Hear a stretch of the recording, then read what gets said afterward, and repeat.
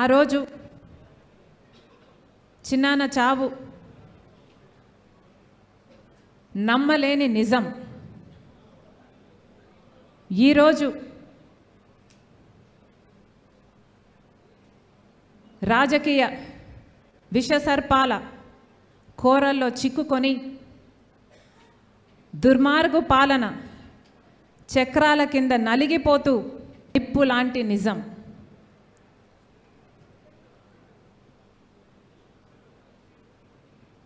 ఐదు సంవత్సరాలు అయిపోయింది. ఆలోచన చేయండి. 1 కాదు, 2 కాదు. వివేకానంద రెడ్డి గారి హత్య జరిగి 5 సంవత్సరాలు అయిపోయింది. క్రూరాతి క్రూరంగా ఆయన ఒంటి మీద ఎన్ని గొడ్డలు వేట్లున్నాయో ఆయన ఒంటి మీద రుజువులు ఉన్నాయి. ఘోరంగా నరికి చంపడం జరిగింది. సమాజంలో పెద్ద మనిషి, సమాజంలో మంచి మనిషి డాక్టర్ వైఎస్ రాజశేఖర్ రెడ్డి గారి ఎంతగానో ప్రేమించిన తమ్ముడు. అలాంటి ఆయన విషయంలోనే 5 సంవత్సరాలు గడిచినా కూడా న్యాయం జరగలేదు.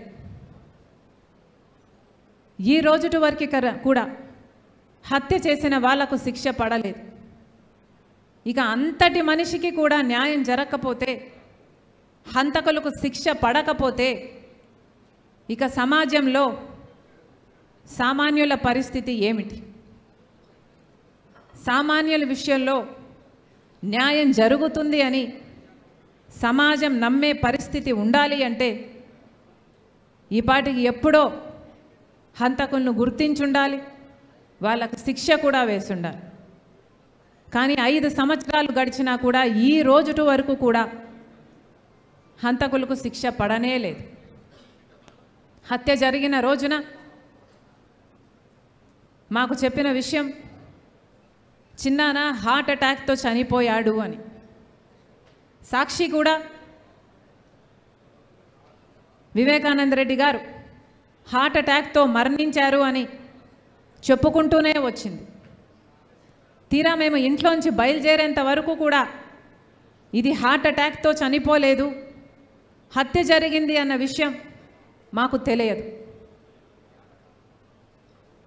వచ్చి చూసిన తర్వాత కానీ ఇంత ఘోరంగా చిన్నానను హత్య చేశారు అన్న విషయం మాకు తెలియదు. ఆ రోజు హత్య జరిగిన రోజు హత్య పలాని వాళ్ళు చేశారని కానీ, పలాని వాళ్ళు చేయించారు అన్న కానీ ఈ విషయాలు ఏవీ తెలిసే పరిస్థితి లేదు. కానీ ఈ రోజున హత్య చేసింది ఎవరో కాదు, బంధువులే అని అన్ని సాక్ష్యాలు వేలెత్తి చూపుతున్నాయి.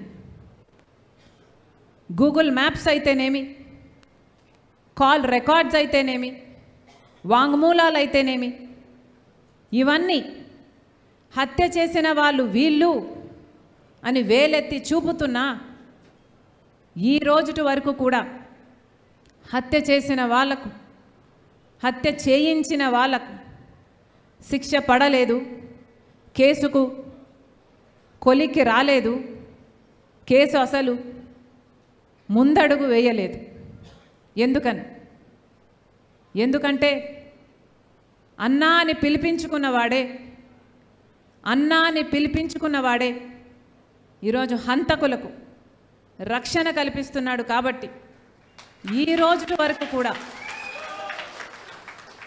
చిన్నాన విషయంలో న్యాయం జరగలేదు.